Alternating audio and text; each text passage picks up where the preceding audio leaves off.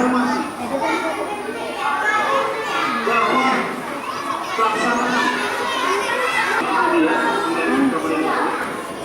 bahwa harus dilaksanakan tahun 2013. Memang kita pun siap menyambut program pemerintah itu. Nah, kalau kita perhatikan apa sih intisari dari kurikulum 2013 ini? Ketiganya harus dijalan sesuai dengan kemampuannya. Artinya masih oleh itu pemerintah memastikan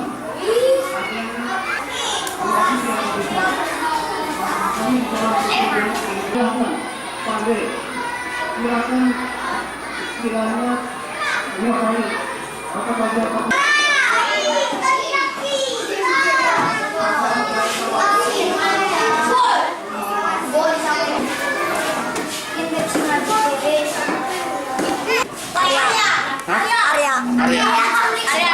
Sini kelas berapa Arya?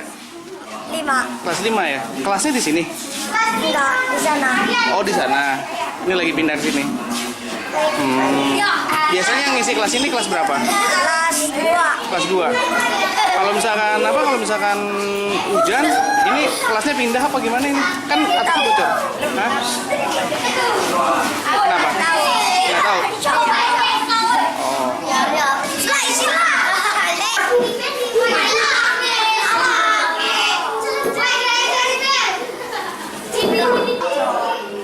Nora semuanya.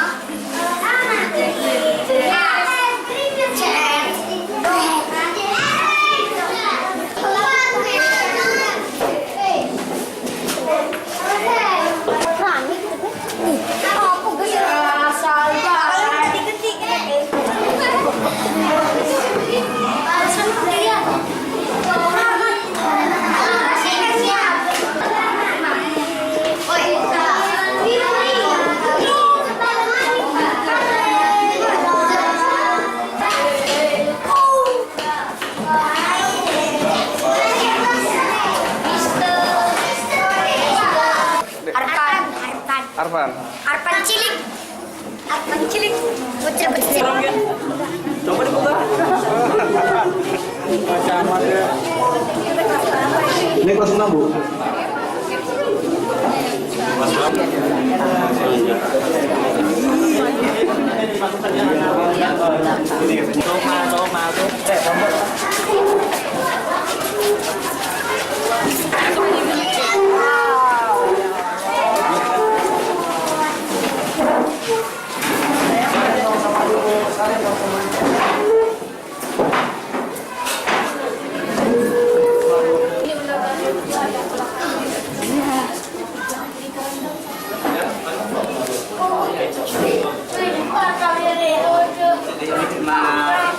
Air dari bawah kan terjang ke atas.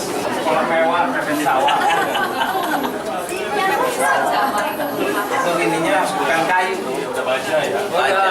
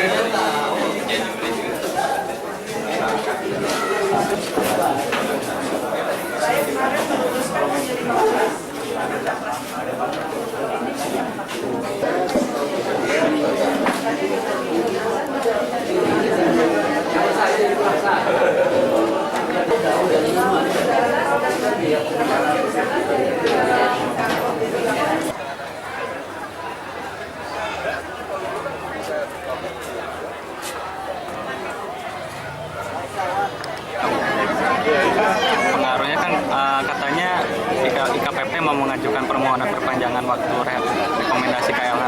Oh, Dan ini ada nggak ada kaitannya Bu ini ya? CSR mereka nggak ada kaitannya. Tadi saya waktu duduk dengan Pak Happy juga menanyakan, Pak Happy progresnya udah sampai mana? Saya bilang, ya Bu katanya sedang dibuat time schedule karena kan dari pihak provinsi dan kabupaten dari hasil audit kementerian itu kan harus menyampaikan laporan dari Pemda kabupaten dan provinsi. Nah tadi saya menyampaikan juga ke Pak Happy tolong sampaikan progresnya karena kita harus melaporkan juga. Nggak ada terkait dengan itu, yaitu masing-masing. Tadi juga saya menanyakan ke Pak Happy gimana progres kita. Kalau ini kan CSR-nya mereka yang sudah berjalan tiap tahun, memang ya, sudah berjalan tiap tahun. Nah itu beda ini. Meskipun ngasih bantuan juga tetap rekomendasi KLH harus dijalankan Bu ya? Ya kan masa ke Pak Menteri gara-gara ngasih CSR Pak Menteri ini rekomendasi Pak Menteri nggak berlaku ya karena memberi ini nggak mungkin kan. Enggak. Pihak ininya juga pihak Indahkiatnya nggak mengaitkan itu kok. Jadi Pemda juga tidak menurunkan tensi untuk IKPP Bu ya? Melaksanakan rekomendasi. Apa namanya, ini kan bukan menghukum ya, dari Indahkiat sendiri kan sudah menerima hasil audit dari kementerian, dari pusat, dan ini harus kita kerjakan ya bersama-sama. Pemda kabupaten dengan tugasnya, Pemda provinsi dan Indahkiat, tigaan ini harus duduk bersama-sama. Tadi saya menyampaikan juga Pak Happy kalau secara teknis memerlukan tenaga teknis di kita kan di PU bisa diperbantukan. Saya sudah menyampaikan ke Pak Happy.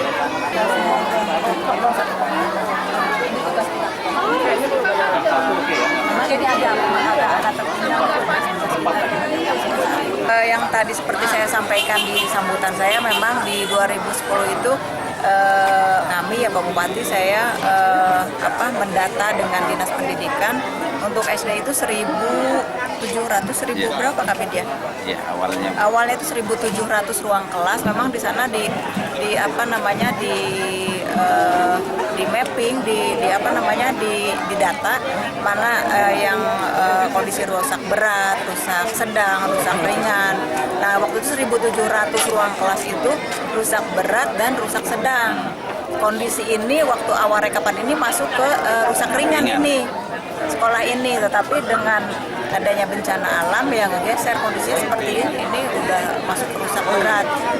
Kalau di perencanaan awal sih 2014 itu harusnya rusak berat dan rusak sedang itu selesai ya Pak Kabid ya, selesai kita seluruh ruang kelas SD ini di Kabupaten Serang. Tapi dengan kondisi seperti ini mungkin bukan SD ini aja nih yang kena bencana alam dan menjadi bergeser dari tadinya untuk rehab menjadi ini kan harus bangun total ya Pak Kabid ya. Kalau rehab kan anggarannya juga jumlahnya lain. Pasti ini ada banyak SD yang kondisinya seperti ini di Kabupaten Serang. Anggaran sendiri yang sudah disiapkan berapa Bu? Anggaran setiap tahun kan kita dari APBN ada, kemudian dari ratusan ruang kelas, kemudian dari provinsi juga ada, kemudian dari kita cost sharing dari Pemda juga ada, seperti itu.